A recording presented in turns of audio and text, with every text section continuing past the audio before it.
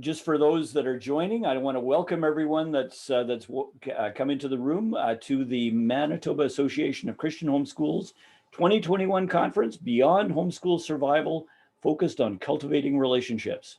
It's great to have everyone here with us, and we've enjoyed 2 evenings so far and looking forward to a great evening tonight. And I'm going to ask Kelly Ronald, who is the president of MACHS, Manitoba Association of Christian Homeschools, just to give us an update on what MACHS has been up to and some of the things that we're involved in. Kelly, over to you. Okay, thank you, Gerald. On behalf of the board of MACHS, I'd like to welcome everyone here tonight, and it's encouraging to see the numbers continuing to climb as people join on.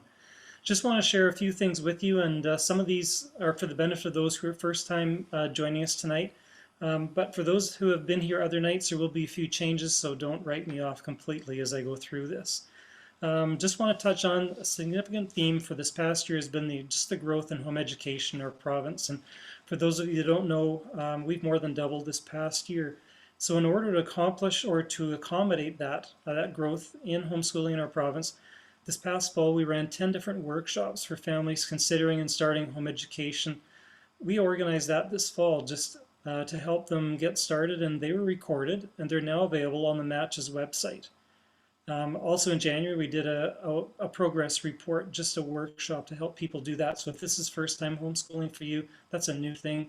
And we tried to give you some tools, and we had Department of Ed officials there, and they helped us just say what they were looking for. We'll also be offering one in June for end of year progress reports. So tune in and we'll do that together if you want. If you need help because you weren't able to attend either one, recordings are available on matches.ca on our website and also on the MACHS YouTube channel. Here in Manitoba, we have a new Minister of Education, the Honorable Cliff Cullen. We as a board had the opportunity to have dialogue with him just regarding some of the proposed changes that are coming up to the School Act. They will also be posted to the website, so if you have any questions of some of the particular details, feel free just to look for them on our website as well. A couple things we want you to be aware of, though. I'll be brief on this. Most of the provisions in the new Act are status quo, which is a good thing. Generally, we're satisfied with that. We're very happy that that's really leaving us unaffected. There are a couple of things, though, that you do need to know. Homeschooling, though, is still proposed in the Act. It's going to be more formally recognized in the Act as a viable and equivalent option to private or public school. And it states that a homeschool arrangement is recognized as being important in providing parents and students with educational choice. We continue to communicate through the home education liaisons, as we always have. Some of the conversation with the school divisions being amalgamated will leave us unaffected. One other thing that you should know is, depending on how it's implemented, there may be some concerns over the definition of homeschool. The new regulation states that a homeschool arrangement is limited to the parent and child of school-aged children that reside in the home. Well, it was made clear that the term parent also includes guardian, and we were assured that further discussion will happen regarding the implication of those who currently have extended family as a primary teacher. Also, if you're involved with co-ops or shared education with other families that could affect you, we'll wait for further clarification. We've expressed our concern about some of those things. Concerns were raised over homeschool access to special services like speech therapy and other special services such as physiotherapy and occupational therapy, which in our view is really a health service but have been delivered in conjunction with public schools. Access to services by homeschool families has not been consistent, and with schools undergoing change, this could be further complicated. We continue to advocate for equitable access in these areas. We'll have further opportunity for discussion later this evening after a keynote when we'll have breakout rooms. So if you are interested in joining the HSLDA and MACHS, Gerald will be there and can give updates if you have any questions that you would like to have answered. MACHS still hopes to organize some more events in 2021. One of them would be a grad recognition if possible, and also a series of curriculum-focused events to help provide you with just needed information and opportunity to interact with curriculum providers. You'll miss the opportunity at the vendor hall that you're used to at the conference, just to be able to go and browse and look and speak to the vendors. We're hoping to provide an alternate just because we don't have that freedom this year.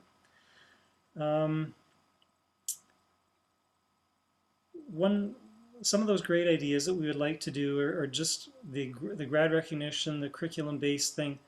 One of the other things we're looking at is regional contacts and support groups. That's something that we feel, we've heard from you that that's important. We want to be able to reach out and just connect with you. We have currently 16 families who have agreed to serve as regional contacts. If you would be interested to be a regional contact in your area, could you let us know?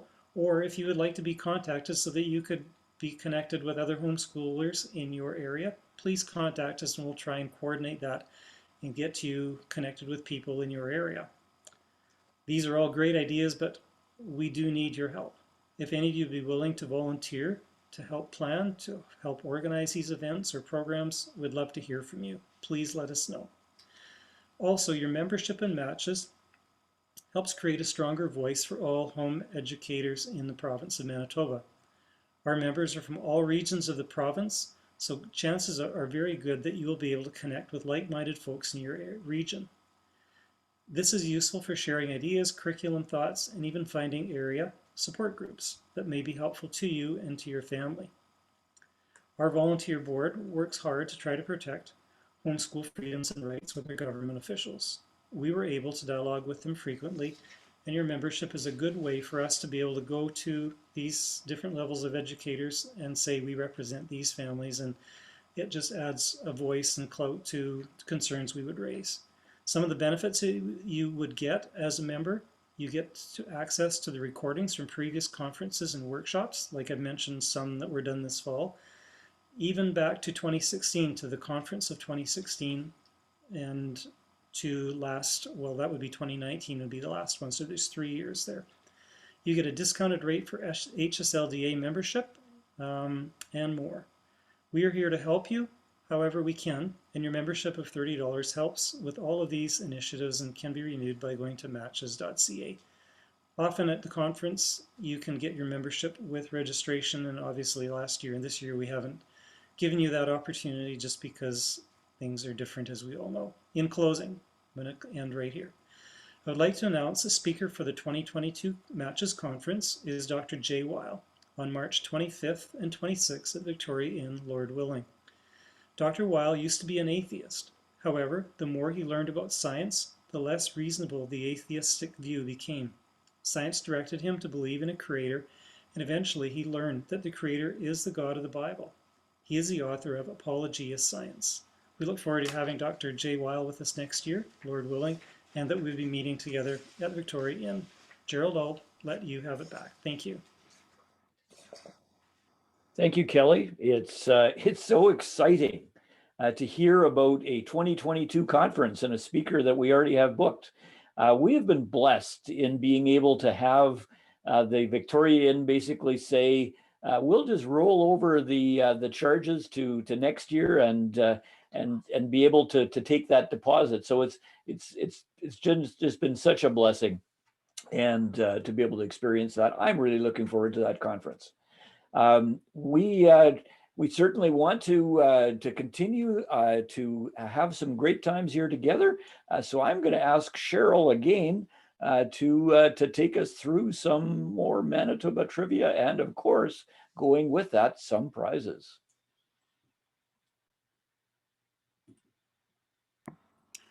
All right, so our next, we have 2 copies of a door prize from a book entitled Crisis to Christ from Steve Demme. So we'll be giving away 2 of those right now. And again, I will ask the question twice and push go, and whoever has the correct answer will be the winner. So my next question is, let me just find it here on my paper. What is Manitoba's provincial tree? What is Manitoba's provincial tree? Go. I see the correct answer is white spruce. So congratulations to those we had lots of good ideas there. And my next question will be for a second book of Crisis to Christ. And the question is, where do you find the world's largest curling rock? Where do you find the large, I should say, what name of the town or city is the world's largest curling rock? Go. That is easy because I know that there is a group from meeting together from this town, and the answer is Arborg, Manitoba. So that's it for now. We have 2 more prizes that we'll do a little later on, and back to Gerald.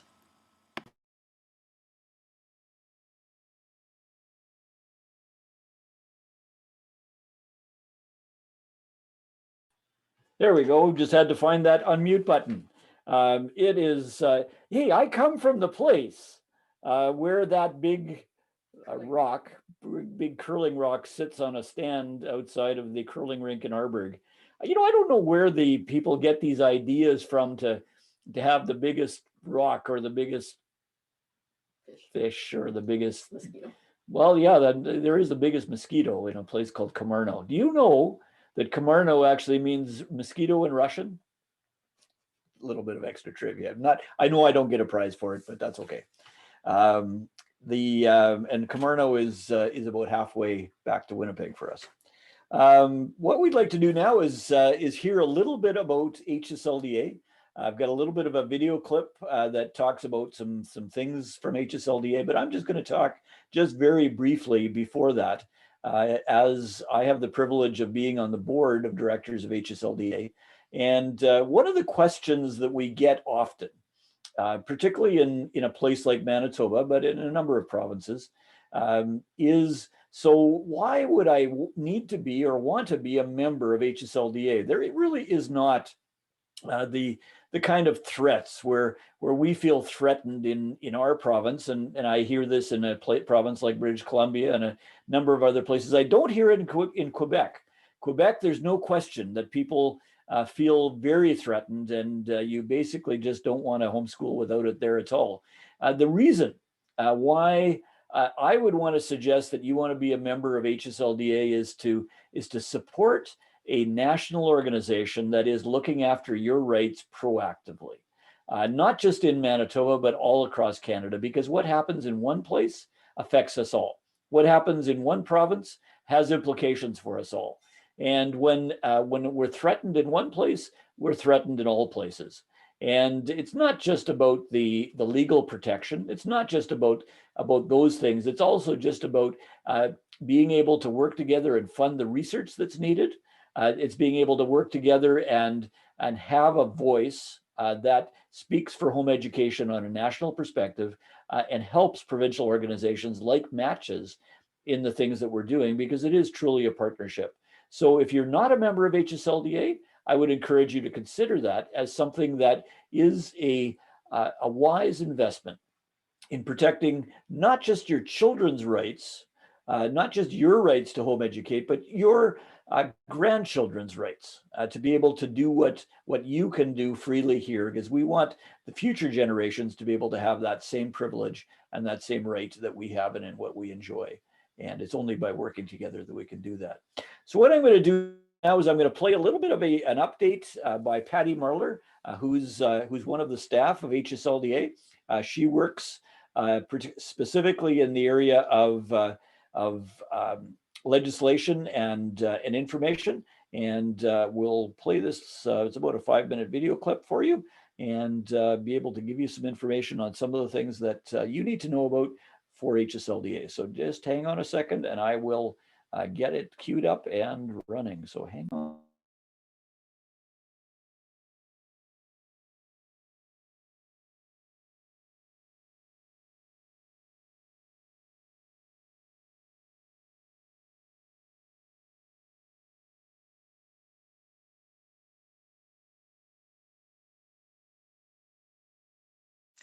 Hello, and welcome to tonight's session. It is so wonderful to be here at the MACHS convention. It's so great to have a homeschooling convention again, something that I've really missed over the last year.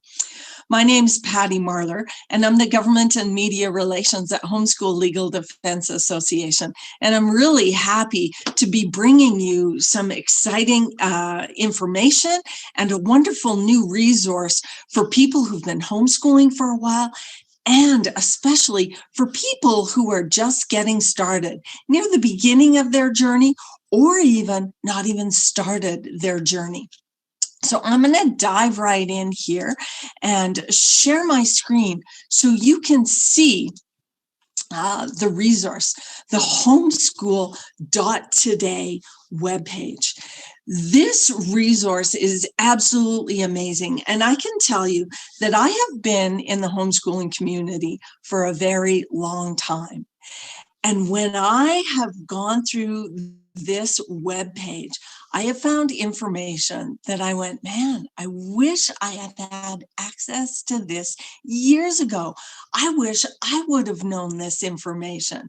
So please take some time to take a look around the website. I'm going to give you a brief introduction here. So for new homeschoolers, it is really exciting the amount of information that we've been able to provide. The frequently asked questions, the top 10 homeschooling questions for people who are just beginning. But then we also have virtual workshops as well. Information, workshops on getting started, workshops on choosing homeschool curriculum. And I know that choosing homeschool curriculum is something that happens year after year after year. So the tips in this can be really helpful. Homeschooling junior high and high school students, that's a completely different ballgame. So we have a workshop on that here on the website. And then information that everyone needs on creating program plans, on deciding on evaluations, and how to keep records. All this information is available in our virtual workshops.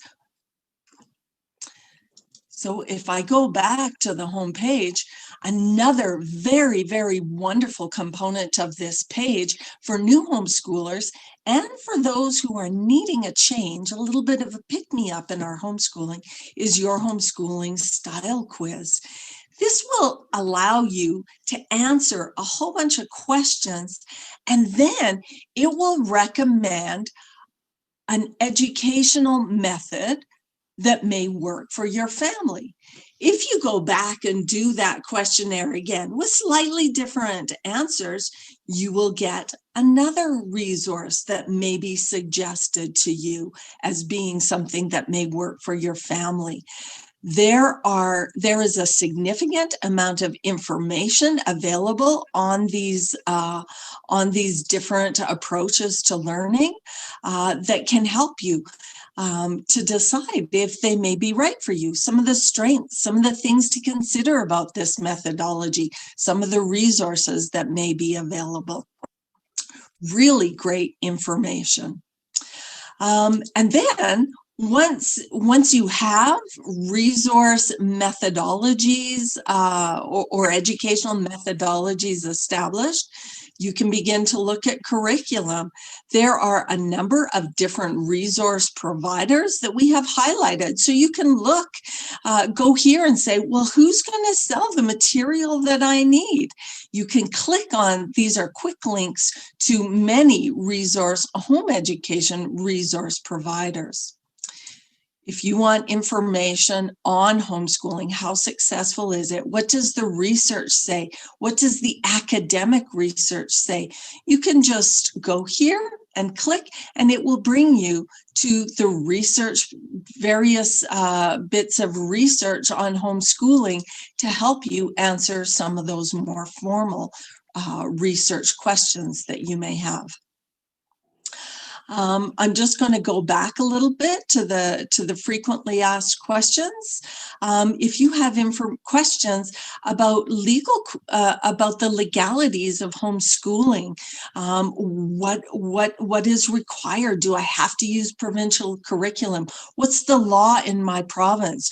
You can click on this information, and it will take you to resources that have detailed information to help you. Practical considerations. What about working moms? What about single parents? All sorts of information. So I really encourage you to take a look at that resource, to share it with new families who you know, with people who've just been in it for maybe a year, or people who are still considering homeschooling, and also for yourself. Dive deep into this and see what can help to rejuvenate your homeschooling. Maybe some different methods that you can use, or maybe just answer some of those questions that you just have always had and never really found the answers to. So thanks for having me here and letting me give you a brief introduction to the homeschool.today website.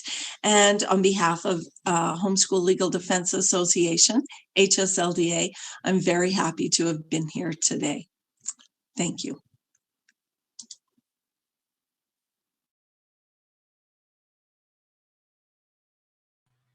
Cheryl, do we have another trivia questions that we had ready?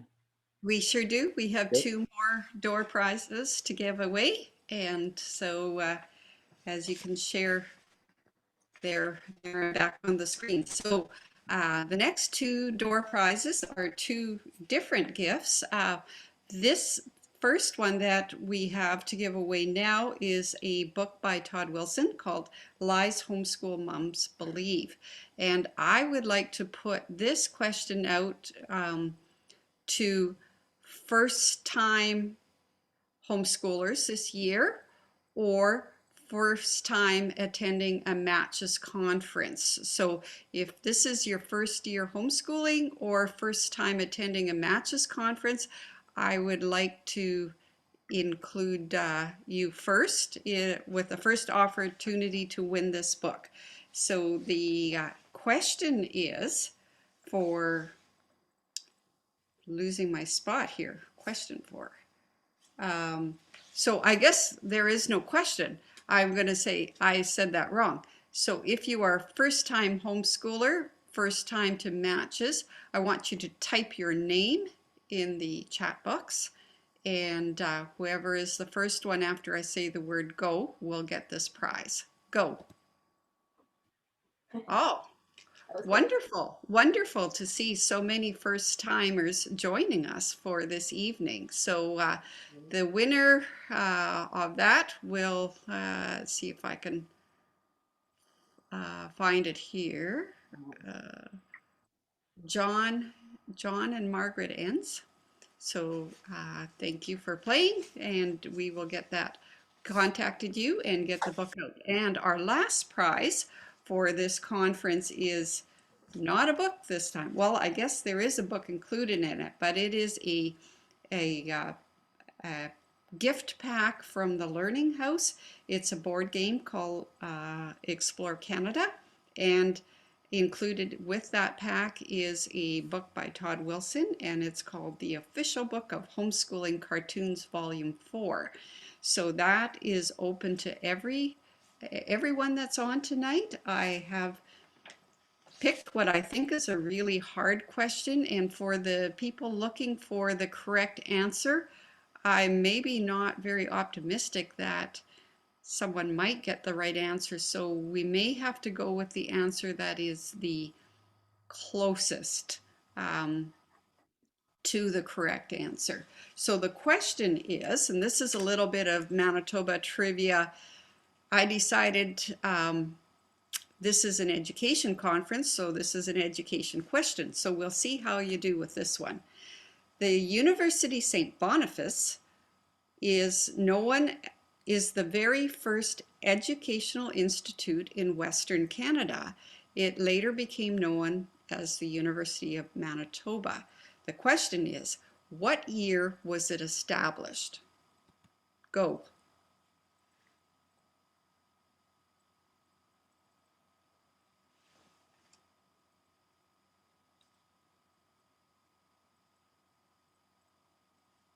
Ah, there, I see the right answer. The year is 1818. Somebody maybe was really quick on the Google search on that one, I'm not sure. Or you're very smart with your history. So 1818 was the first educational institute, and it was established in St. Boniface for Western Canada. So there's some good Canadian history for you.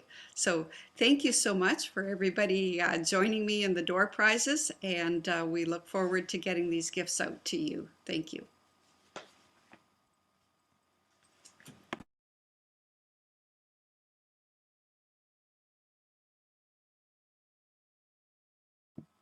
Gerald, you're muted possibly? Yeah, I'm muted and I'm trying to talk without a microphone. So, you know that song that's famous on Zoom, You're Muted? It's everybody seems to know that tune. Dan, hold up the box again. So that's the game that was the grand prize. It's also a picture on my screen here too. So, Cheryl, thank you for that, and thanks to our providers that donated the prizes for our giveaways. It's always a lot of fun to give stuff away, and so it's great to be able to do that and share these resources with you. So, what we'd like to do now is we're going to hear from Todd Wilson. He's going to be talking to us about how to choose relationship. He certainly talked about the importance of relationships in his sessions the other two nights, and tonight he's going to focus on that. So we'll hear from him, and then we'll have a live question and answer and get that going. So if you just give us a minute, here it comes. Well, that's not quite the right screen. That's my grandchildren, which is well worth looking at. Just have to share the right screen. Try it again. There we go. Hey, everybody, and welcome to How to Choose Relationship When There's So Much to Do. I'm Todd Wilson, and I'm recording this last session a little bit separate from the other sessions, and hopefully we won't get interrupted. Again, my background here is this is our barn, our Family Man barn, where everything happens. We assemble products and store products, and you can see over here, those are a bunch of Christmas games that will go out throughout the year, but especially at Christmas time. You might hear in the background a train going by because I just heard one. It's on its way past right now. My son, he is in law. My son and his wife are above me, probably listening to every word I say right now. So there's added pressure. So that's my live studio audience. But I'm glad to be with you, even though I'm not with you. I can't wait to come back to Manitoba and to encourage you in person and to be encouraged by you in person. Had some great times when we were there last time and hope to come back again soon. Please open up your borders. Let us in. Let me in.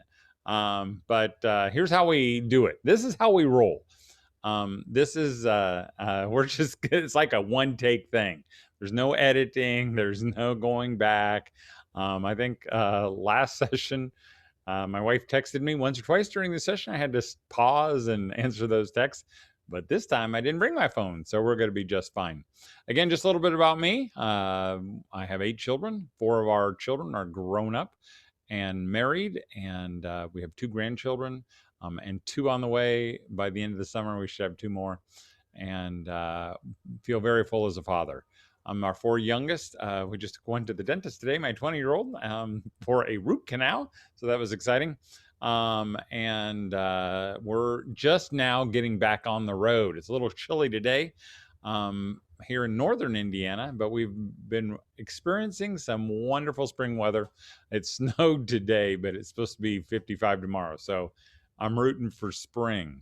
Normally, this is our busy time where we're traveling all over the country. Back and forth. We'd be in Canada a couple times, but since you shut down your border and won't let us in, we won't be there this year, but we're glad this is the next best thing. Just about every weekend, we're going from homeschool convention to homeschool convention, doing other events in between. And again, can't wait to get back. So let's talk about this session. This session is how to choose a relationship when there's so much to do, because there's a lot to do. And this is all born out of a conversation I had at a homeschool convention.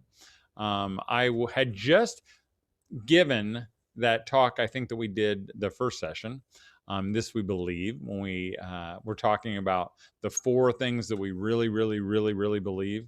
And I should look at the time to see when I have to be done here. Okay, this one might be just a little bit shorter. But so just as a recap, the 4 things that we talked about in This We Believe, we say home's the best place for our kids, and which is true.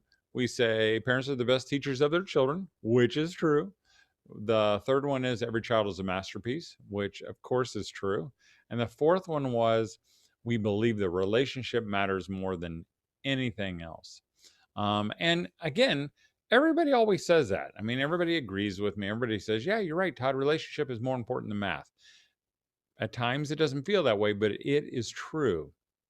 But I remember one time after a homeschool convention, after that talk, a mom came up to me and she was like a reporter from the Daily Planet. She had her little pad of paper and her little pencil, ready to write down whatever I said. And she said, so Todd, can you define relationship?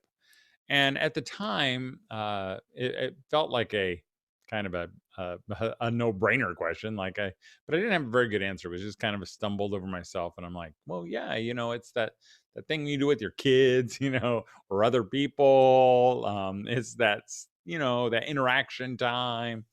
And I didn't have a very good answer then, but I think I have a better answer now, because we're going to talk about what relationship means and what it looks like and how to implement it, even when you're super, super busy. And as a homeschooling mom and as a wife, you are super, super busy. I won't even pretend that you're not.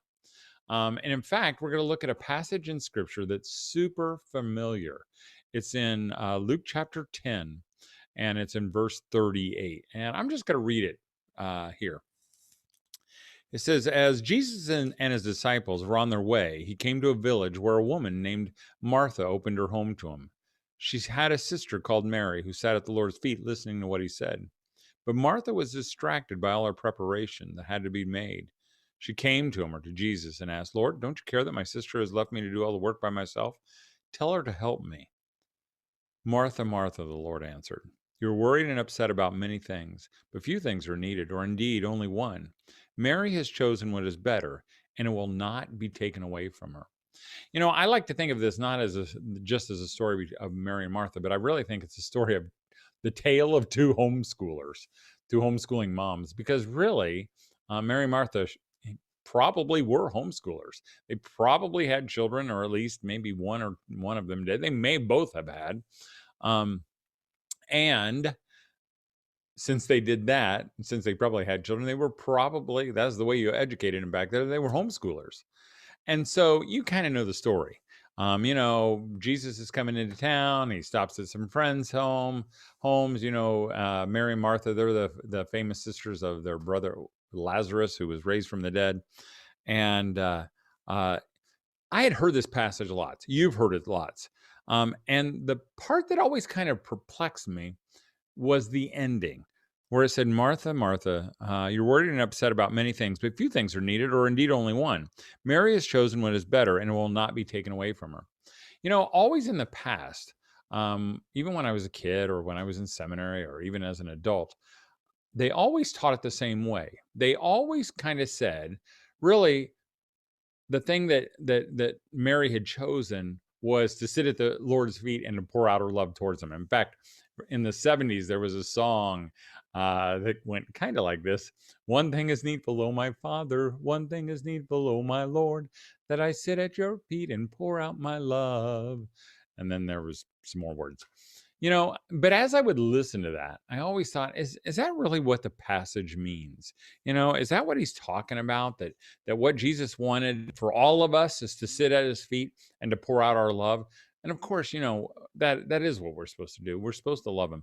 But in this passage, I always kind of came to the end and I'm like, well, how am I to do that? How do you sit at his feet when he's not even in this room? He's in heaven, and yeah, he's with me, but where are his feet?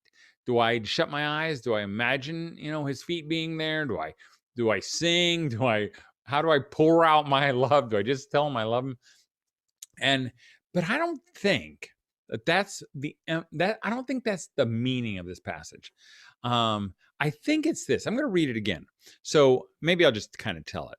So here they are. They're at Martha's house, and Martha is doing her thing, and she's feeding everybody. She's serving everybody. And she, out of the corner of her eye, she sees her sister over there sitting by Jesus, listening to him.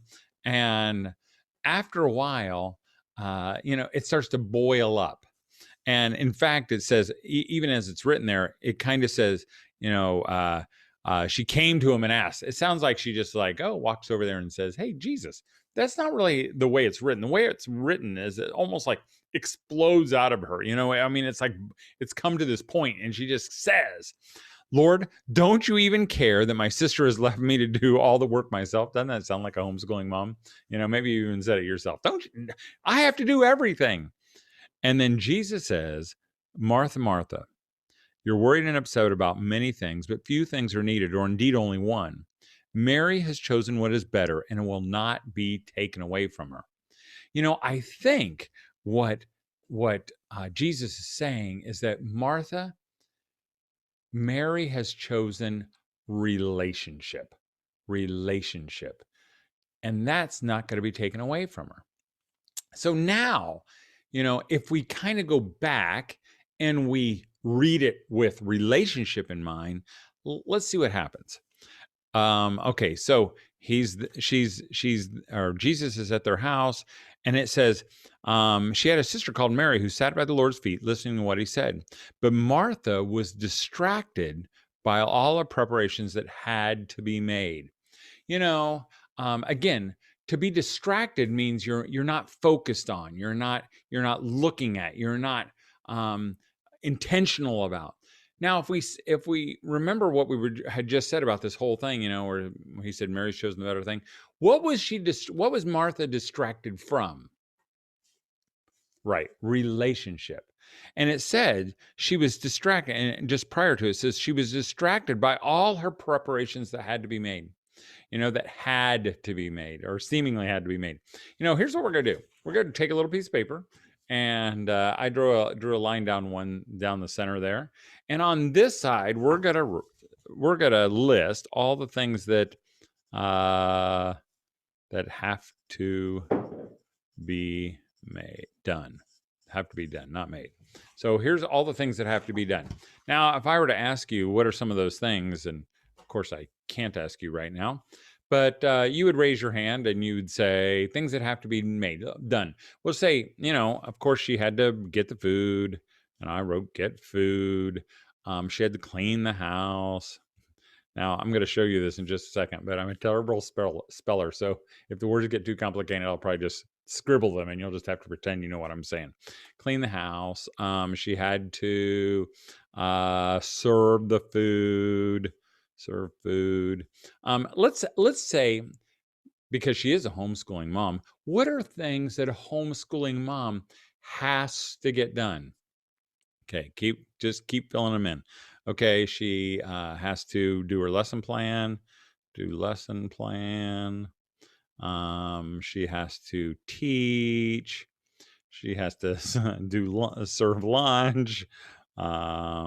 She has to do laundry. Clean house. We already got that. She has to do math, and we'll put science. I was going to put sentence diagramming, but we're not even going to put that on there because she shouldn't be doing that anyway. How about she has to grade, maybe, read books. She has, bills to pay, lots of stuff, right? And so it says Mary is distracted by all these things that have to be done, or really that it even says she was distracted by all her preparations, or distracted by all her doings, by doing her doings. She was distracted by this, or Yeah, she was distracted by these from the relationship with Jesus. And she, finally gets to this place where she says, Lord, don't you care that my sister has left me to do all the work by myself?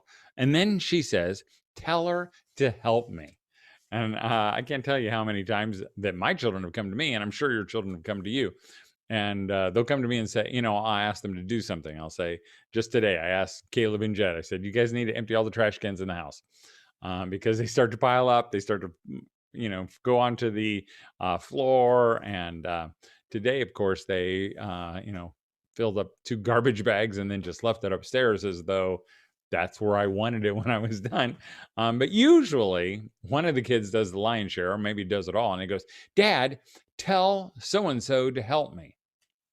To which I usually threaten that kid and go, you were told to help your brother. Next time you're going to have to do it all by yourself. And I think that's what Martha was expecting Jesus to do. Hey, Mary, come on. Your sister's doing everything. Go help her. But that's not what Jesus did. Instead, he said, Martha, Martha. And I think it's interesting that he said it that way. There are only, I think, 7 or 8 times in the whole Bible where God or Jesus refers to someone by saying their name twice. It might be Samuel, or Simon Peter. I don't think he does it twice, but you get the hang of it. And really, I think if we were going to do it, it has kind of a term of endearment. We wouldn't do it twice. We would do it 3 times, like Martha, Martha, Martha, kind of like, oh, Martha. And Jesus is so gentle. And he says, you're worried and upset about many things. What was Martha worried and upset about? All these things, right? All these things. She was worried about getting food, cleaning her house, serving food or teaching or laundry or math or science or grading or reading books or bills to pay. And there are many of those things. But then he says, but few things are needed. Indeed, only one. So what is that one thing that's really needed? We already said it. I'm going to write it over here. See. Relationship. That's the thing that's needed or necessary. In comparison to all these, he says, there are many things you're worried and distracted about. And, that's the thing about worried and distracted, or worried and upset about. How's it go about your house? You're worried if it's going to be clean enough. And then you're upset because the kids didn't clean it well enough.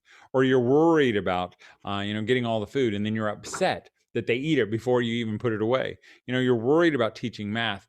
And then you're upset that you didn't get all the way through the lesson plan. You're worried about the laundry, and then you're upset that they just leave it, slumped on the floor after it's been left in the dryer for, 3 days. You're worried about whether they're going to finish the curriculum, and you're upset because they don't. There are lots of things to be worried and upset about. And he says there's really only one thing that's necessary, really only one thing that is needed, he says. And then it says, but Mary has chosen what is better, or really the word is good, this relationship, and it will not be taken away from her. He says that. He says, this relationship, this is not going to be taken away from Mary. Which implies what about Martha's list? It implies that Martha, all those things that you're so worried about, will be. Whether it's at the end of your life, or whether it's the end of the day, or whatever. It doesn't even matter the time frame. These things are going to be taken away. I'll tell you, sometimes it happens before the end of your life. I was talking to a mom in Florida, and she was talking about, she just came up to me out of the blue right before the event started. And I don't even think she knew who I was or what I was there at the church for, because she was like, they were making food or something. And she said, so what do you do? And I said, oh, I speak to homeschoolers and to parents. And she goes, oh, I homeschooled my daughter. And I said, really? And she started talking about it. And she said, yeah, I homeschooled her all the way till she was 13. And I was about ready to say, oh, well, why did you stop? Was there, did you put her in school? And And then she said, because at 13, she died of a brain tumor. And I just kind of let her talk, and she got all teary-eyed. And for the next few minutes, she reminisced not about all these things. She reminisced about this. This was the part she missed. And Jesus said, Mary or Martha, that's not going to be taken away from Mary, but this stuff will be, and and the thing about that is maybe that was Martha's bent, maybe that was Mary's bent. But the sad thing is that Martha had Jesus right in her house, right there. I mean, there aren't many people who could ever say that in the history of the world. She had the Son of God in her house. And wouldn't it have been sad if Martha missed him? Now, as this applies to homeschooling, wouldn't it be sad if you as homeschooling moms had your kids in your house, and I did the calculation, it's about 16,000 extra hours over someone who puts their kids in school. Wouldn't it be sad if you homeschooled your kids, had them in your house, and you miss them? That's my fear, that we will. And so now let's go back and maybe look at it just a little bit closer, because he says, Martha, Mary's chosen these things, and implies what you've chosen will be taken away from you. And here's the deal. And I know people will still say, yeah, but Todd, those things have to be done. Teaching school has to be done. Buying things, food has to be done. I can't just let my kids starve to death and we just have fun all the time. Well, that's kind of probably not the way it's going to happen. And maybe Martha would have said that. Martha might have said, yeah, Jesus, but you wouldn't have any sandwiches right now if I hadn't made it. And of course, Jesus one time told his disciples that, hey, I have food you don't even know about. So maybe that's not entirely true as well. But here's the deal. I think that we need to think of it kind of like as a crossroads, because Martha had all the time in the world to get ready for Jesus. It was just like she had all that morning. She, could have gotten all the food ready, but when Jesus walked in the door, she should have stopped getting ready. She should have had a buffet. She should have had whatever. She shouldn't have worried about those things, because again, those things are going to be taken away from her.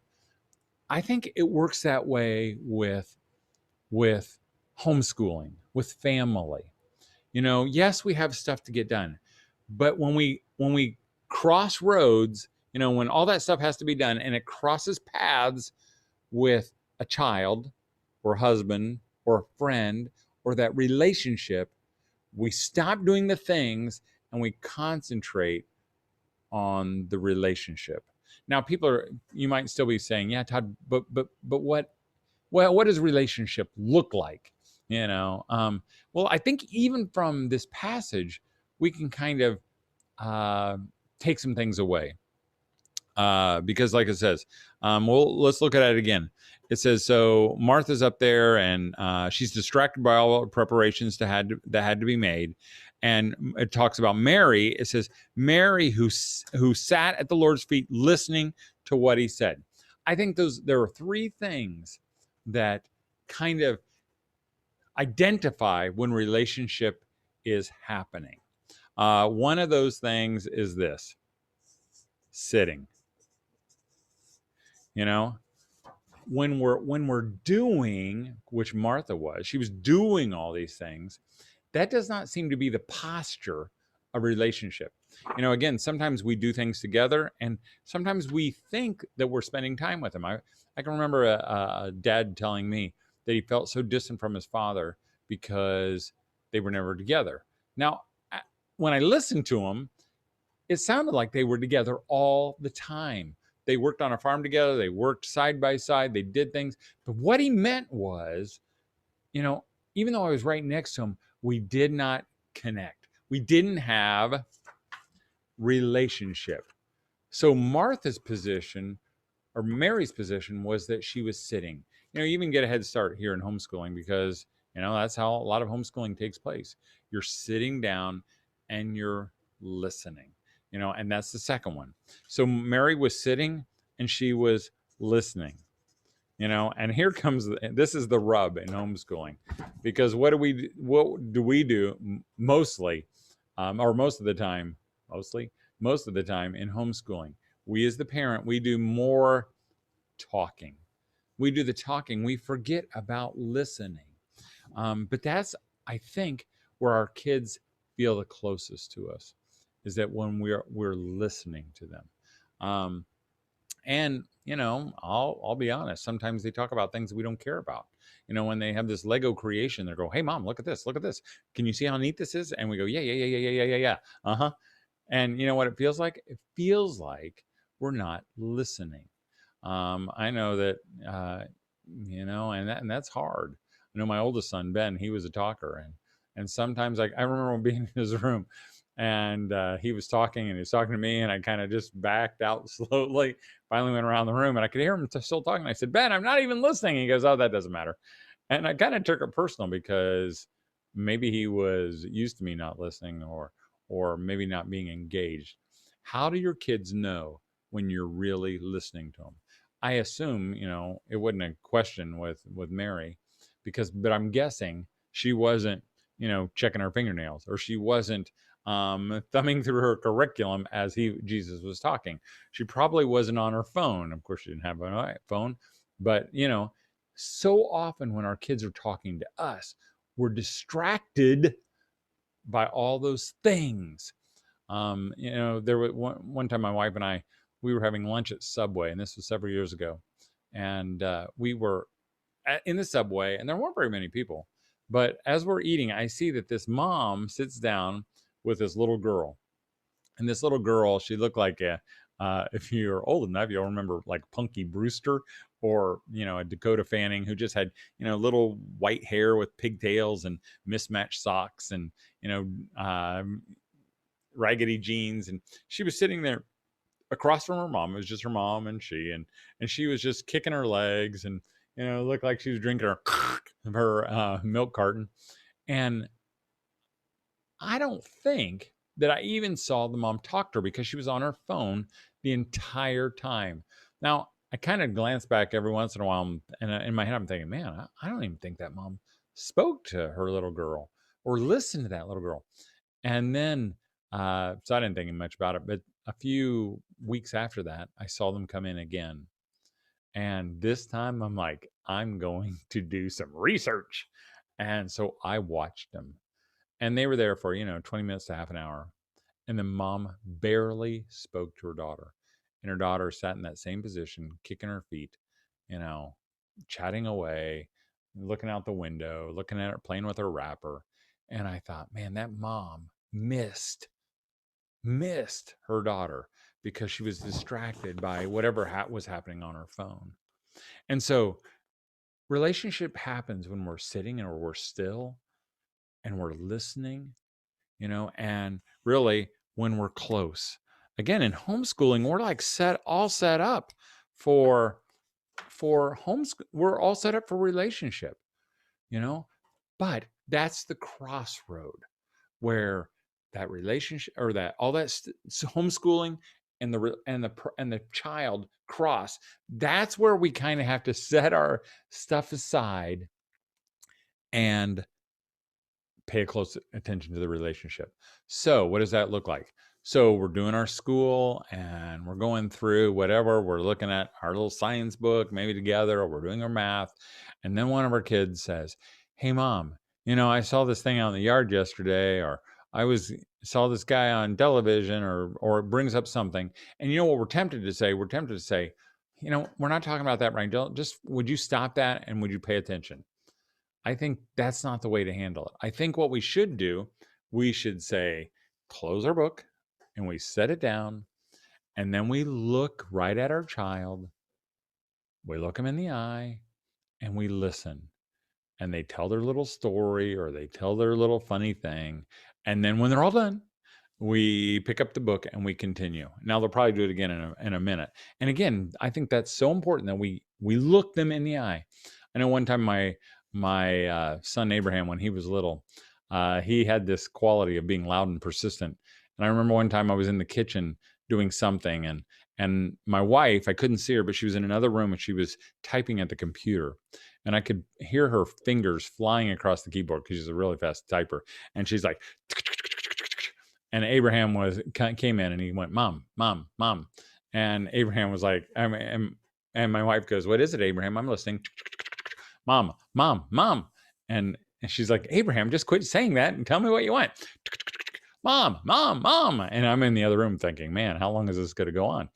And finally I hear her go, and that little boy didn't say mom, mom, mom one more time. Why is that? Bingo.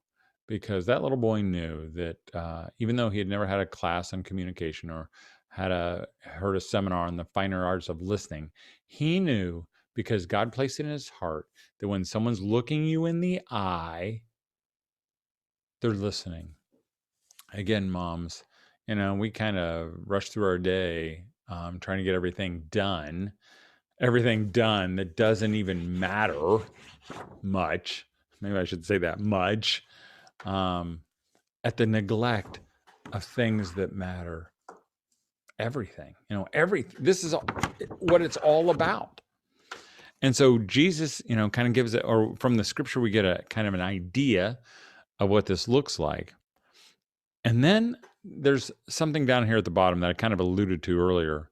But he says, you're upset by many things, and few things are needed, or indeed only one, and relationship. And Mary has chosen what is better. That word chosen, because I'm going to guess that, like Mary and Martha, we all have bents. They had a bent. What do you think Martha's house looked like? Right. Yeah, it was the better homes and gardens of the time. It was probably neat, and everything was, place where it should be. And what do you think her homeschool looked like? Oh, she probably had 180 days exactly, and finished the last day, and they always accomplished much. And what did her kids look like? Oh, they were probably immaculately dressed, and they probably played all kinds of instruments and were, in super extracurricular activities. What did Mary's children look like? Right. They were ragamuffins, probably only had one shoe on. What did her house look like? Oh, probably messy. Did she get through her curriculum? Probably not, But even with that, because maybe it was easier for Mary to focus in on these things. Maybe she didn't care as much about these things. Jesus said, "Martha, Mary has chosen relationship." Even with her bent maybe that way, she still chose it. Which implies what about Martha? Martha, you chose this. You chose this. Now, moms, I don't, again, know what your bent is, but even if you're a Martha type, you can choose relationship. My wife is a Martha type. I mean, my wife gets a lot done. She's inside working right now, probably on 100 lists, and she likes her list, and she likes to get everything neat and tidy and all the numbers. When she balances the checkbook, it's down to the penny. I'm down to the thousands. And yet, oftentimes when I'm sitting in this seat that I'm at right now, and my yard's right out there, I'm pointing at a basketball court, I'll hear a basketball thumping, and she'll be out there playing with her kids, because like all kids, they're always like, "Hey, mom, dad, can you come and do this? Can we play basketball on this sunny day?" And oftentimes what I will say is, "Sure, but not right now, because I'm busy doing stuff that doesn't matter." But my wife oftentimes puts me to shame, and she chooses what matters. And she will walk away from her desk, all piled up, walk away from the whatever she wants to get done, and she goes out there on that basketball court and she plays basketball, or she throws a frisbee, or she does something. She sits and she listens. She chooses what will not ever be taken away from her. So, Mom, I want you to choose relationship. I know you may still be saying, "Yeah, Todd, but it has to get done." not at the neglect of the relationship, because again, you're going to get to the end and it won't, those other things do not matter. But here's the deal. Martha, I don't know if she learned her lesson. I would like to think that Martha, after Jesus talked to her, said, "Oh, you're right. Forget that serving. I'm done doing those things." And she sat down right next to Mary and she listened. But I'm not sure that was the case, because, it wasn't long after that um, Martha's brother Lazarus, remember, he was really sick and he died. And Jesus and his disciples were heading towards their house. And it said they were all gathered, kind of like for the funeral, the calling and the viewing or whatever they did back then, and the morning time. And the word came that Jesus was just outside he was coming into town. And it says, Martha ran out to meet him while Mary stayed behind. What was Mary probably doing? Mary was probably doing a relationship. Martha went out to solve the problem. And she meets Jesus and she says, Jesus, if you had been here, this wouldn't have happened.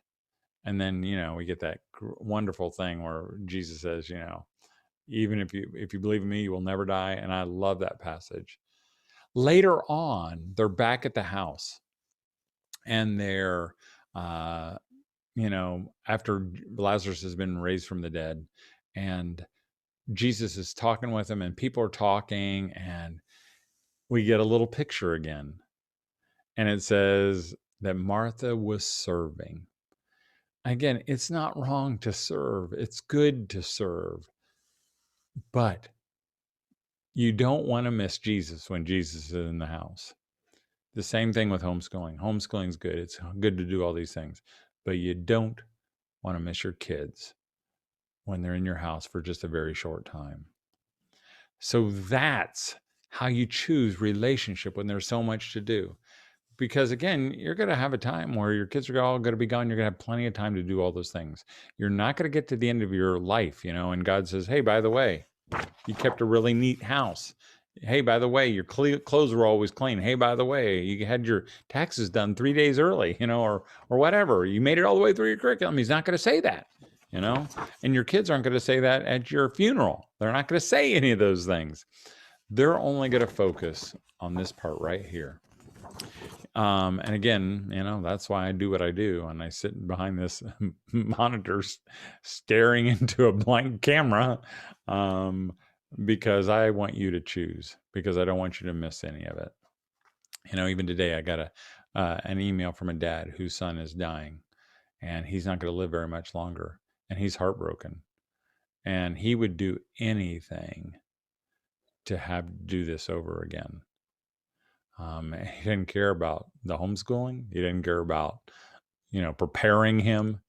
He just cares about being with him, and old people, they kind of get that, at the end of their lives or as they get older, they realize that, I still hear guys who will come up to me usually at McDonald's or some other fast food restaurant.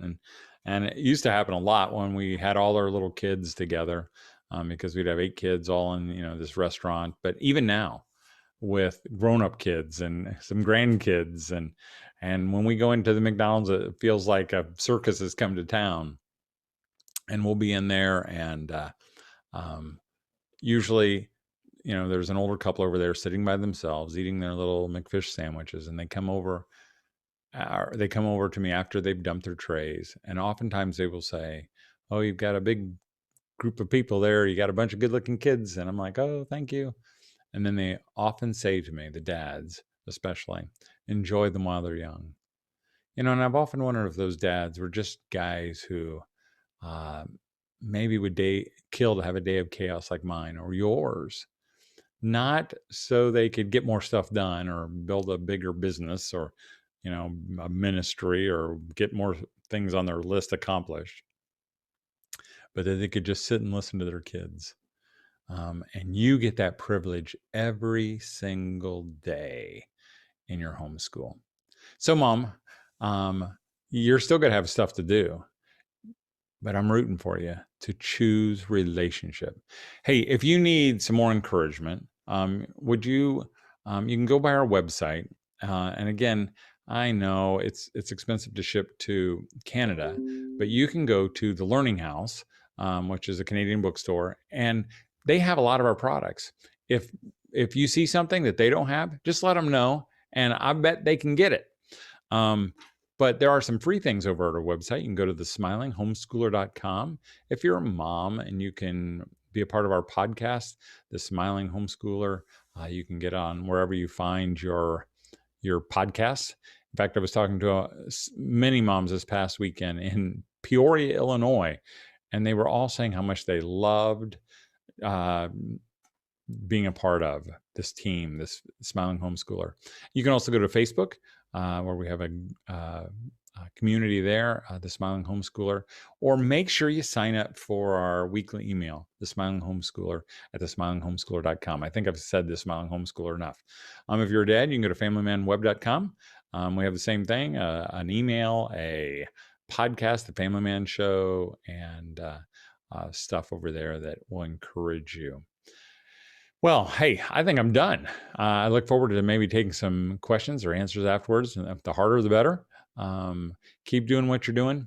Make sure you choose your relationship, and don't forget to smile.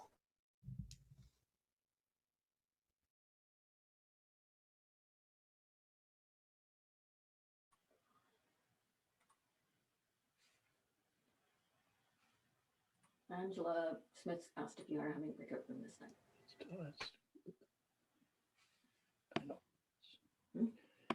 Yes. Great. Thank you, Todd. And I know that Todd is online, and we'll get going on a question and answer just about right away. We do have also Peter Stock has joined us from HSLDA Canada. And so we will be having another breakout room, HSLDA MACHS legal question and answer room, where Peter and I will make our way over to that. And if anybody wants to join us for some Q&A about legal and policy and those kinds of things, or just questions about HSLDA as well, you can join us in that room. So what I'm going to do is I'm going to turn it over to Cheryl, Kelly and Cheryl to manage this room. We'll be back again in a while, and we'll have 4 rooms set up that you can look forward to. So we'll have a room for new and exploring homeschoolers, so people that are just getting started or considering it. We'll have a room for those that are homeschooling teens in high school. We'll have a room for those that are interested in talking about special and exceptional needs. And we'll have a curriculum discussion room. And we'll have a 5th room, actually, that'll be the main room, where we'll simply be able to have just a general discussion. And so you can just stay in the main room for that. And you can bounce back and forth. You can leave and go to a different room at any time. But just to let you know that will be coming up a bit later. But for now, I'll turn it over to Kelly and Cheryl. And what will happen is a box will appear somewhere on your screen and say, would you like to join a room? And there'll be a room that's labeled HSLDA MACHS Q&A that you can choose if you wish, or you can just sit back and be in this room and participate. Either turn on your camera and microphone, or be able to simply chat. So we'll maybe just while we're doing that, why don't we just ask everyone to briefly turn your cameras all on so that Todd and others can see who's here in Manitoba and other places. So Todd, welcome back. And Kelly and Cheryl, over to you. Okay, thank you, Gerald. And we look forward to getting Todd here and giving him some questions. Just before we get to that, I would invite everyone who's remaining in this chat to type in your questions in the Dropbox and in the chat box, and we will put them towards Todd. Todd's ready and waiting, and once he can just come on, then I'm here. I'm ready to go. You're ready to go. Yeah, I was just kind of scrolling through, looking at everybody. I'm looking at Kurt and Rachel right now. Actually, at Kurt, there's Kurt. Yeah, I just saw his hand sticking up. He was So waiting to maybe. he was waiting, yeah. He- And I was He's a looking at prize Lennon. winner. Say that again. He's a prize winner. Oh, he is. They're like, did they win something? They did. That's Possibly one of your books. We were giving your books away before you came, fine. so All right, I'm good with that. I'm good with that. tell them. So we had to give them away. No, I'm just kidding. We really could. Oh yeah. Okay, we really enjoyed this tonight, Todd, and I just want to say thank you from our end, and we wish you could be here, and you've already said that, but you've really engaged well, and it's just like you were here physically in person, and you've really developed just a way to connect with us, and I wanted to say thank you. It's been just great to have you here. Well, I just texted someone, maybe it was you, that I've done lots of virtual events. I mean, I'm ready for virtual to disappear. But this was a great event. I just had a really fun time. Maybe one of the best ones I've done. And again, I've done lots of them. So even though I'm ready never to do this again, it has been a nice experience. But I'll tell you, and I don't remember, I can't see you. I can only see like 4 people at a time. So I'm kind of scrolling around. How many were there when I was last in, I think Winnipeg, your event, but I just will never forget, I'll never forget, when you were all in that big auditorium and you guys started singing the national anthem. And it was just, my heart swelled as you were singing, "Oh, Canada." You know, I was ready to become a Canadian right then. I truly was. So it was just awesome. So it was a great experience, and I can't wait to come back in person.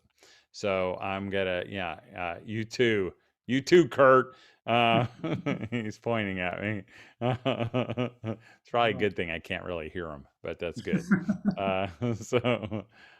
So it was a good experience, and I don't know. I hope that I'm looking at some of your windows in the background. I just assumed I would see the snow piled up, halfway up or something, but I don't see any snow. But I hope that you're staying encouraged, and Easter's coming, and for I assume one day you'll be able to walk around mask free once again, even though I'm starting to have my doubts.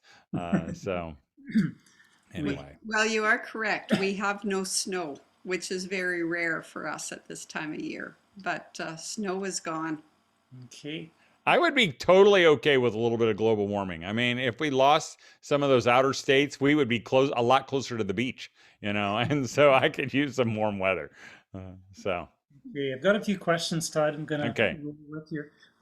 Just before we do, I just want to say balance. That's just something I picked up on when you're talking tonight. Is we just wrestle. We know what to do, and we wrestle with the things that are looking at us. But I've got a couple questions here. What are some practical tips to simplify your to-do list and delegating tasks to your kids? Is that a good idea? Well, it's a great idea to delegate to your kids. In fact, moms, I know sometimes, again, if you're a Martha personality, it's hard to delegate to your kids because your kids won't do as good a job as you will. And you're like, well, I can't have them do it because they do a terrible job. If they clean up their bedrooms, then I have to do it again. Or if they sweep the steps, I think it's not so hard to delegate. I think it's harder to just say, okay, I'm going to be satisfied with that. So I think you have to delegate and then be okay with that. Because if you're going to do the same work anyway, why delegate it at all? So I would definitely do that. As far as simplifying, my wife was just talking to another homeschool mom down in Nashville this past weekend, and she was saying that her kids really like that workbook kind of format. They like the traditional school at home. That's not our thing, but they like it. But she goes, I just feel like we're overwhelmed by it. And my wife said, why don't you try simplifying? I mean, if they know the material, maybe you don't have to have them take all the tests or have to fill out every single workbook page. And I know for some of you moms, that's really hard, especially if you're a Martha type, because you like to fill in every single problem. You can't stop unless all those problems are, Kurt, don't look at your wife. Look away from her. Yes, you're not supposed to do that.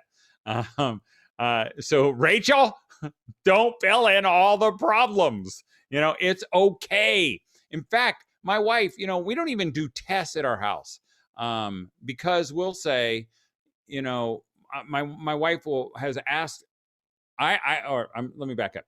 I had asked my wife, I said, early on, I'm like, how are the kids doing on their tests? And she goes, well, I don't give them tests. I'm like, why don't you give them tests? Because that's how I went to school. She went to school. We all did tests. And she goes, well, I'm sitting right next to them. I know how they're doing. Why would I need to give them a test to see how they're doing?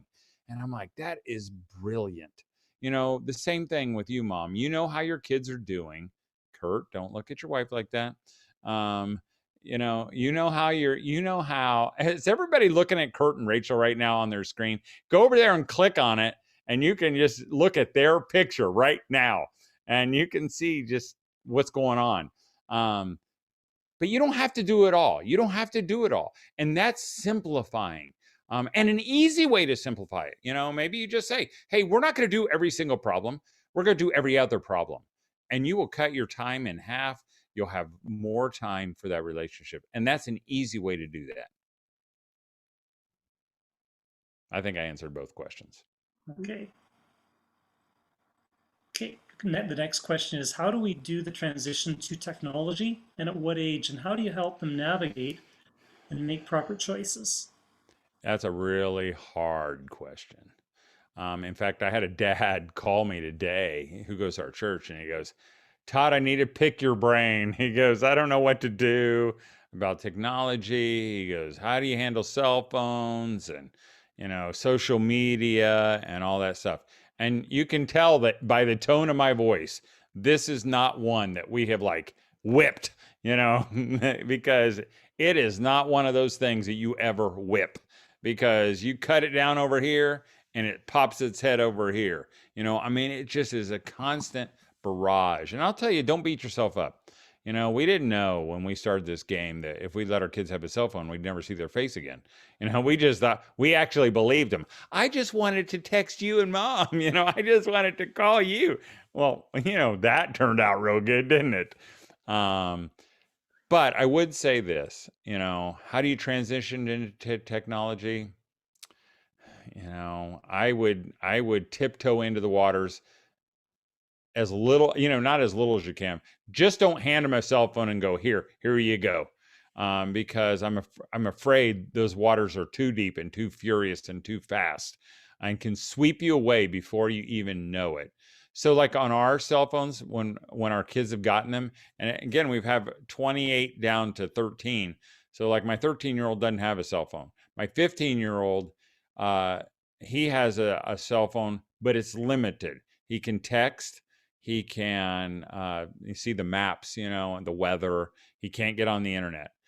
Even my older kids, we put a different browser on, so it's called Safari.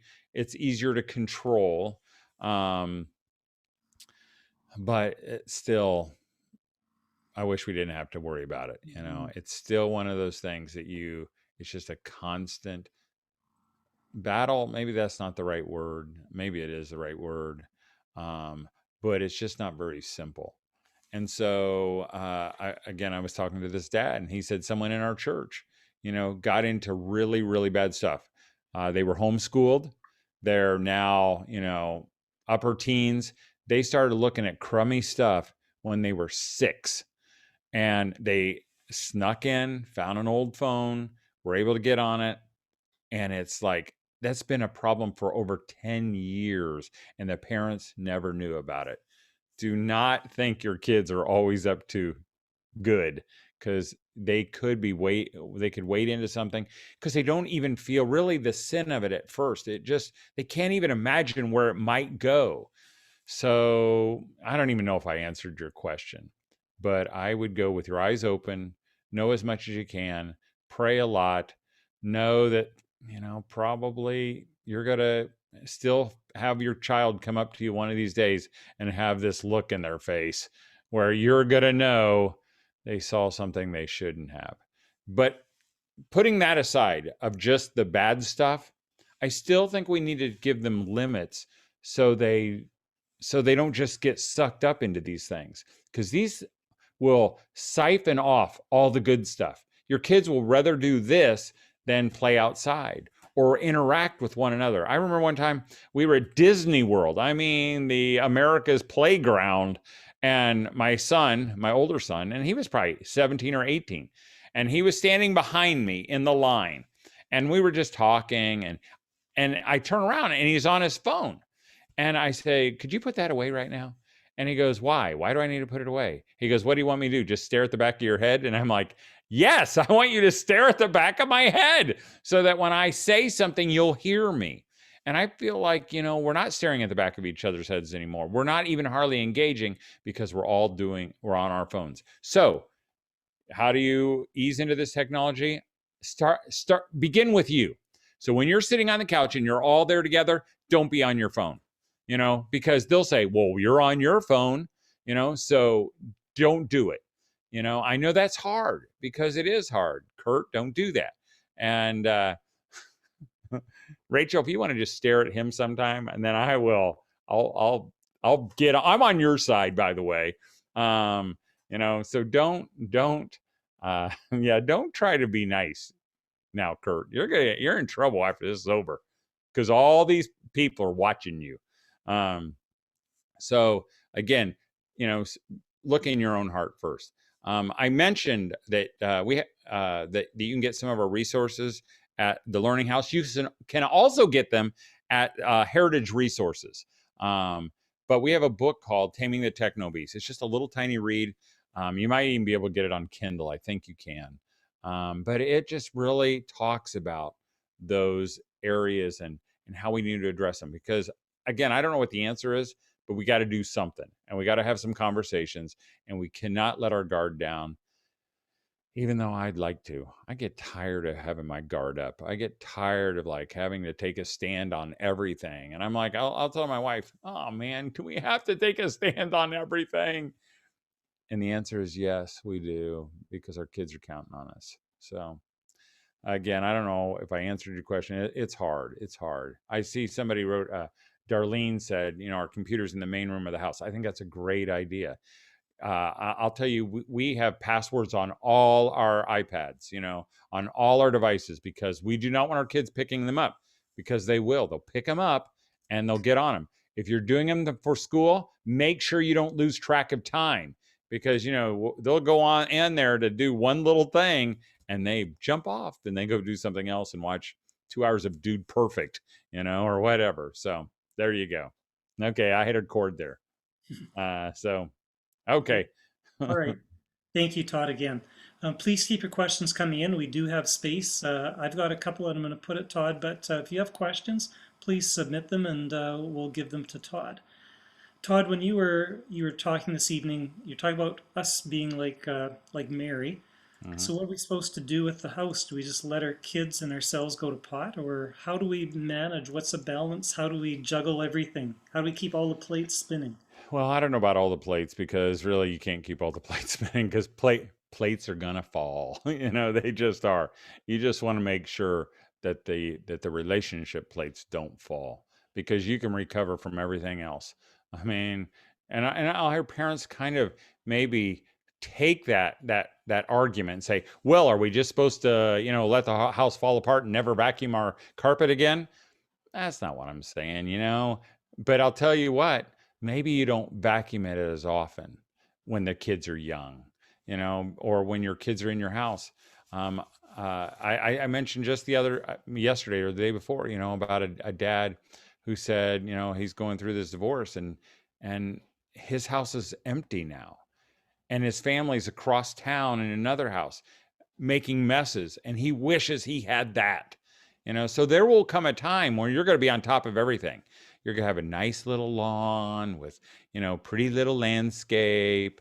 I once heard someone say, about their lawn. They said, I'm not growing grass, I'm growing kids. And I think that's the relationship.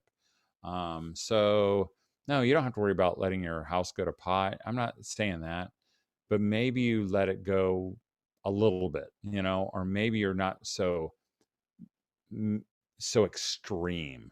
And when I talked about that crossroads, whenever you're in the presence of your kids, in that time, and they say, hey, mom or dad, can we?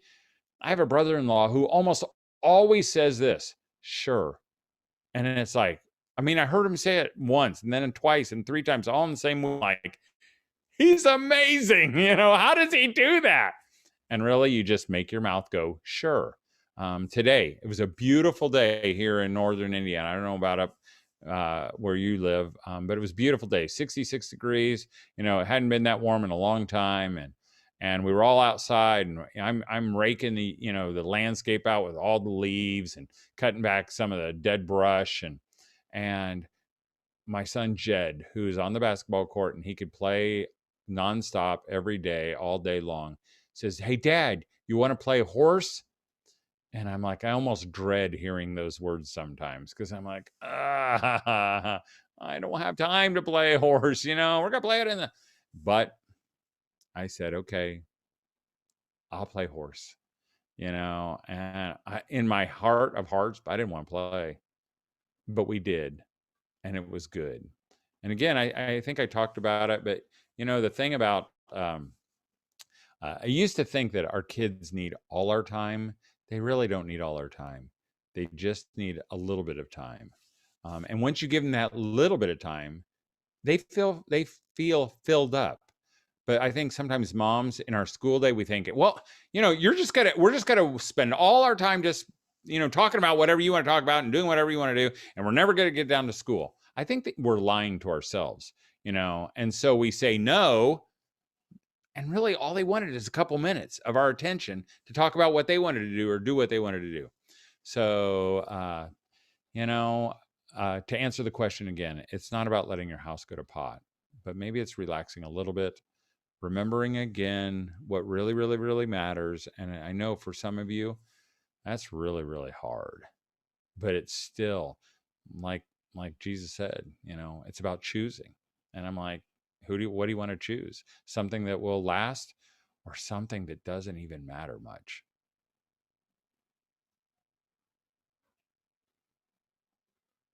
Are you still there?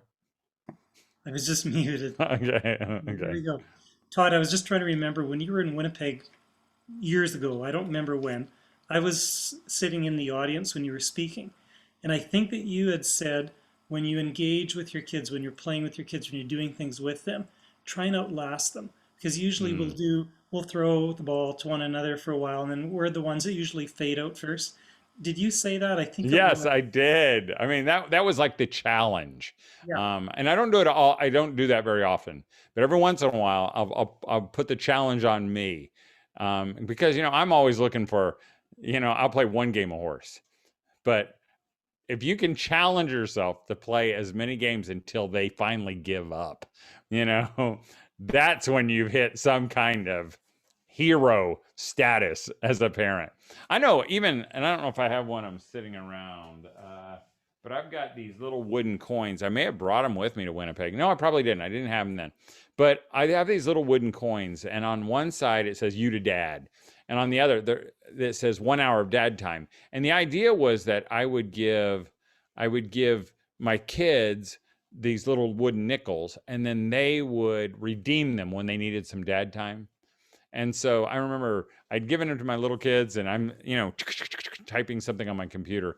And one of my kids, Jed, actually came up and he sat it right on my desk. Didn't even say a word. And I looked down at it, and this is 1 hour of dad time. And I'm like, I hate this idea. This is a stupid idea, And I'm like, okay, Jed, what do you want to play? And Jed goes, I want to play carpet ball. And we've got just above me in this loft, we have this carpet ball thing that we've made. If you've ever been to like a kids camp, they always have one. It's just this narrow, long table, and you have pool balls or billiard balls at the end, and you kind of try to knock them off on the end. And we played an hour of carpet ball. We kept score. And I think I won, and it was like 49 to 43 or something like that.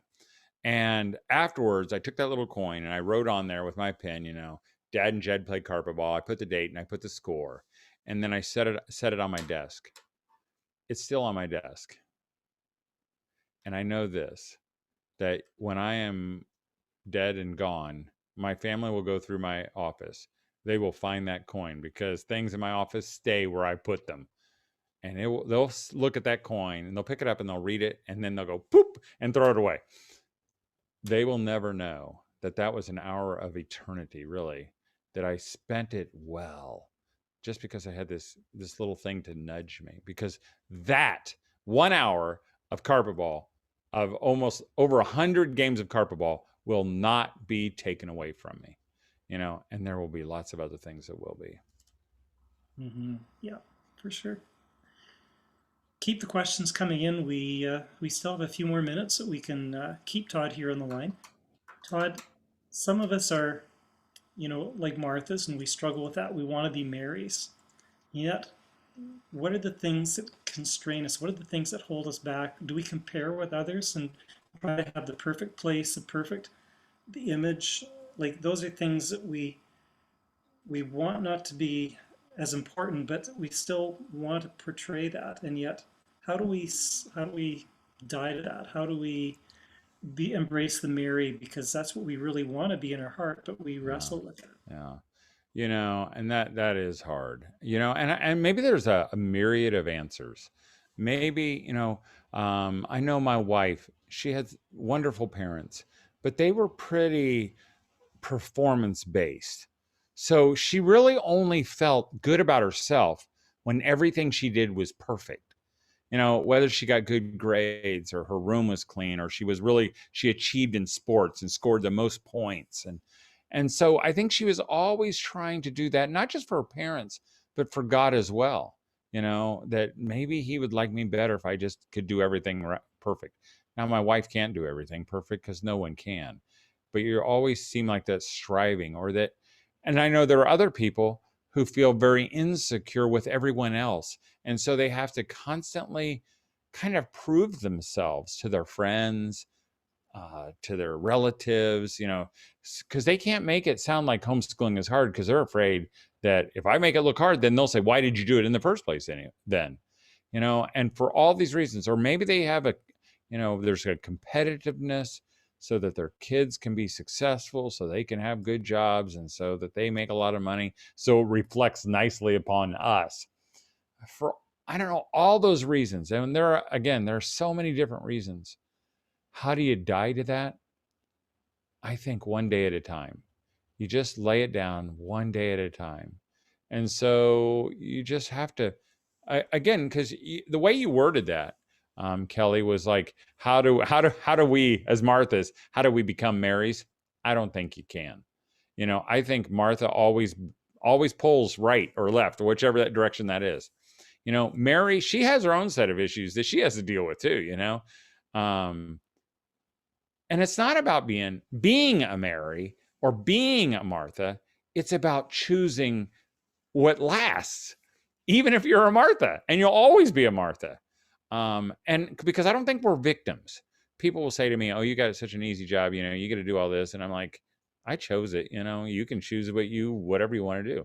Moms can do the same thing. You're not a victim of your personality. But you have to so ask your husband.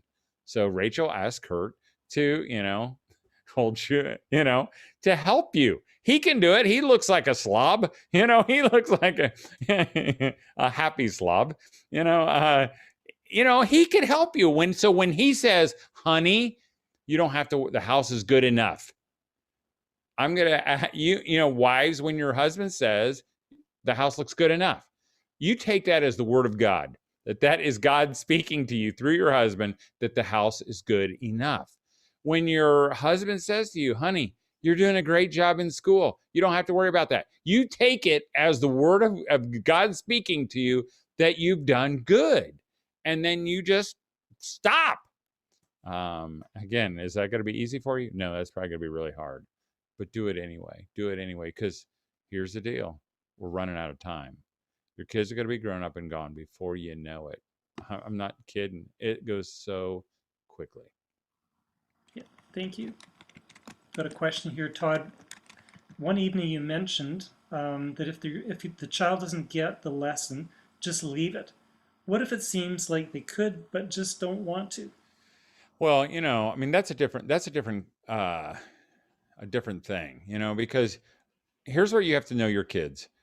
I would never let my kids convince me of quitting. So sometimes we'll do school. And I know my wife, I can hear her sometimes when she's doing school, they're arguing with her. Why do we have to do this? And she'll say, you have to. Well, sometimes my wife will be gone, like she'll be gone for the day, and she'll say, Todd, can you do school today? And I'm like, I can do it. And so I do school, and the first thing the kids do, or they'll say, Mom doesn't make us do that, so we don't have to do that. And I'm like, I don't care what Mom tells you to do. I'm telling you to read this, or do this problem. And they're like, yeah, but we don't have to. We only have to do every other one. I'm like, I don't care what Mom says right now. I'm telling you to do this because I expect them to obey me, to do what I ask them to do. They don't always do it cheerfully, but I expect them to do it. And I expect them, after time, to do it cheerfully. So if I thought, say my kid wasn't getting it and he was just frustrated and pulling his hair out, after a little bit, I'd say, hey, we're stopping because this is frustrating you, it's frustrating me, we're done. But if my kid's just complaining, like, why do I have to do all these pages? I would say, because I said so, because I'm your mom, you're going to do these pages. Now, if my kid's constantly saying that, maybe I'll readjust in my head. And I'm like, I'm going to think about that. And then maybe I come back and say, you're right. You're right. These are too many problems. So from now on, you get to do every other one. But I might change my mind again, and I may have you do them all. But, then it's parent controlled, which I think it should be. Don't just cave in. Because like I said the other day, our kids, they're not smart enough to know what's good for themselves. They just won't do what's best for themselves. That's why God gave them you. Yeah. We're always wrestling with, are we being too hard on them? But yeah, but consistency, isn't it? And when you say something, Todd, we expect them to deliver. Right. Yeah. So if I say no, it means no. You can ask Right. over and over, it's still no. Another question, is there a time where you have had to say no to playing or have had to keep doing the list because of deadlines? Yes. I mean, we all have to do that. But here's the deal. Sometimes our deadlines are non-ending, and so we continually say no. And I will say that on a beautiful day like today, I might say, hey, I can play horse for a little bit, basketball for a little bit, but then we got to get this done because it's pouring down rain right now as I'm speaking. It's going to be yucky tomorrow. So I'm going to have to do this. But if your kid says to you, Mom, you never do this. You never listen to me, or you never play basketball with me. That may not be exactly true, but that's how it feels. And, I don't want my kids to feel like I never do those things. I know for dads, sometimes we can be so busy doing our thing, building our career or whatever, that we miss out on this just like moms do. So yes, there are times where we say, I can't right now, but I come back. Even like those little wooden coins, maybe you make your own little paper nickels or whatever. And you say, when they hand it to you, you say, I can't right this moment, but after dinner, I will. And then you give them back the coin and you say, you give it back to me after dinner. And I think our kids are totally okay with that. They can understand that. But sometimes they just feel like they're always just push off. Because again, we say, sure, I can, but not right now. Normally that means never. I'm never going to do it. Mm-hmm. Okay, I'll just throw it out there once more. Please send your questions in. We're going to be winding down shortly if we don't get more in. Got this one question for you, Todd. I'm sure you had the perfect children, perfect family, that they never argued and bickered. Ever. You alluded to that a little bit. But how do we, when there's so much to do always, and do we let them get away? Do we just kind of turn a blind eye to that? Or like let the kids sort it out? As parents, what do you do? Do you deal with every time that there's a problem, or do you let them sort it out? Well, we did talk about it a little bit last night, that, the kids are, if you put two kids together, they just bicker. I mean, maybe it's not constant. There are some who are like, they're just compliant little children. I hate those kind of kids, by the way. I never had any of them.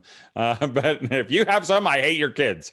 But ours, it just seemed like, and there are certain ones that do it more so, that, and sometimes we just let them work it out. You know, sometimes we step in and we say, hey, you guys are best friends. You're not allowed to talk to each other that way. I know some parents, you know, their kids have fought physically. Our kids occasionally have done that, but really our kids don't, because we've not allowed them to be that way. Um, again, because it's parent controlled. And I'll say, you guys are best friends. You're not allowed to do that. Get along.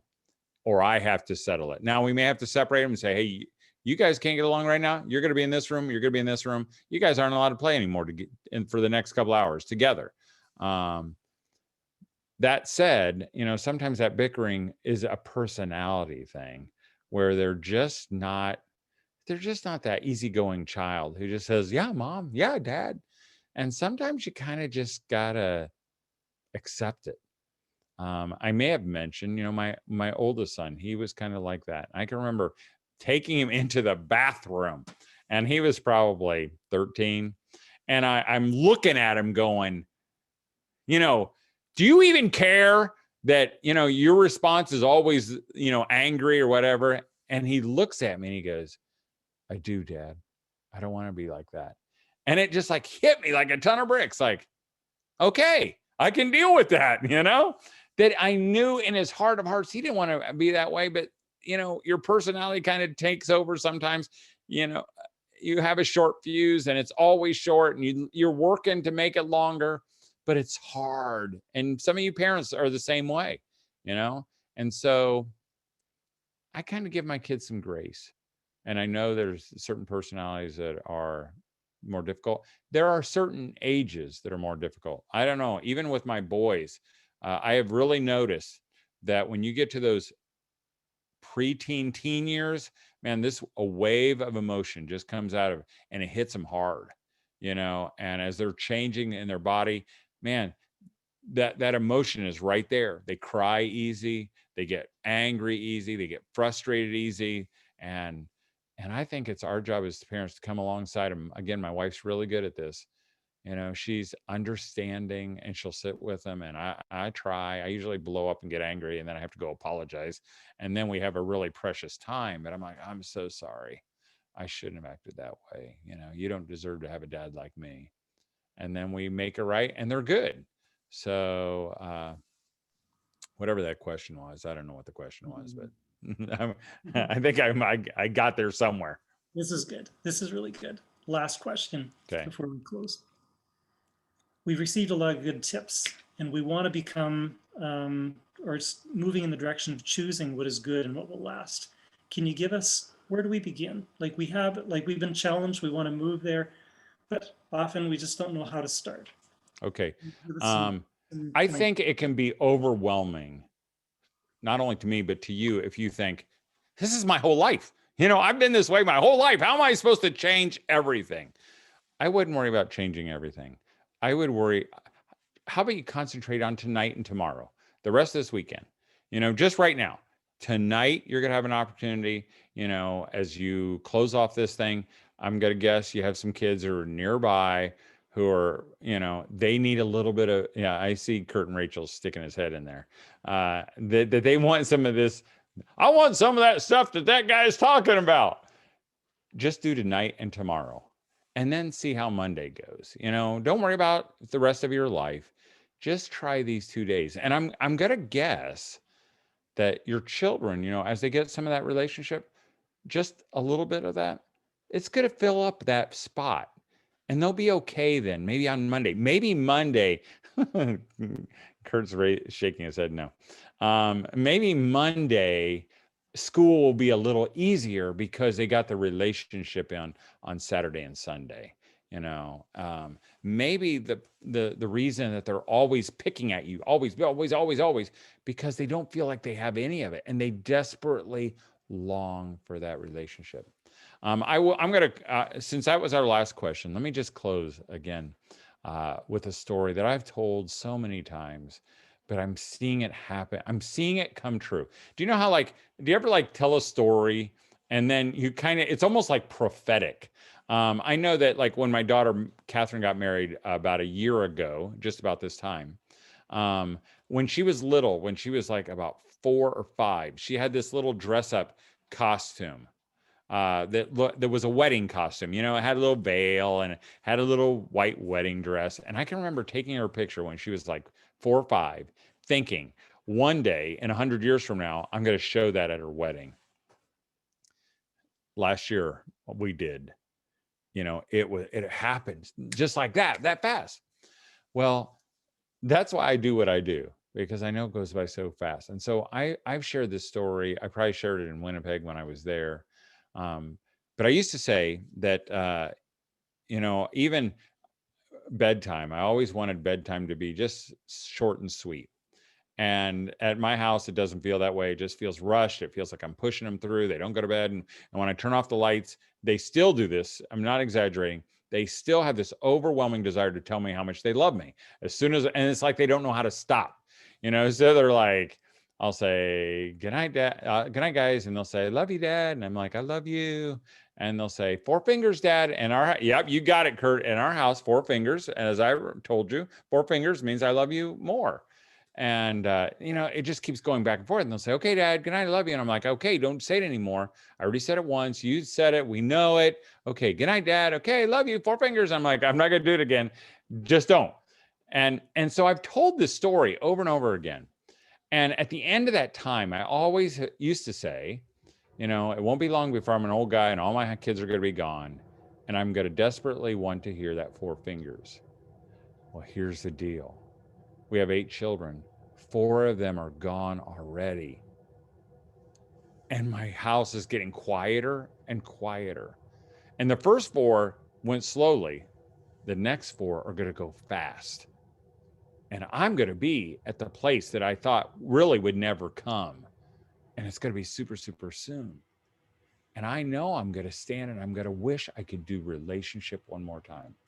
I'm going to wish every time that basketball court out there in my yard is going to haunt me for the rest of my life. Because in 20 years from now, it's going to whisper to me, you should have spent more time playing with Jed when he asked you to play horse, because he's not there anymore. You should have enjoyed those 4 fingers, because you're not going to hear it anymore. So moms, that's why, and dads, that's why I'm here to tell you, choose relationship, because there's going to be a time where you're not going to get the choice anymore. Hey, also, would it be okay if I prayed for us one last time? That'd be great, Todd. I'm going to do that. And I know you're going to probably close it out that way too, but I'm going to pray. And I'm looking at my notes to see if there was anything else I needed to say. I don't think so. I want to thank you all for being here.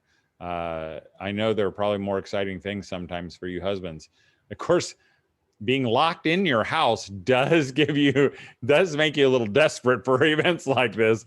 So thanks for joining me. It has been so much fun to be a part of this. I hope I'm invited to Winnipeg soon, that we can do this in person, and I can even meet Kurt and Rachel in person. I know that's now will be one of my bucket lists. So don't shave your beard until then, at least, Kurt, because then I won't recognize you. But let me pray for you, okay? Father, I just thank you for this time that we can talk. It's being separated by, I don't know, 1,000 miles. And I just pray that you would impress upon all our hearts this Mary and Martha account that was really written, you know, for our benefit. I pray not only would we choose a relationship with your son, that we would choose relationship with those people around us that matter so much. And especially as homeschoolers, would you help us not miss our kids when they're in our house every single day? I pray for the moms who feel like Marthas. I pray that you would help them to choose relationship. Maybe not for the entire year, but just for tonight and tomorrow. And I pray for the husbands, that they would be able to encourage their wives and say, nope, it's clean enough. It's good enough. You don't need to do any more.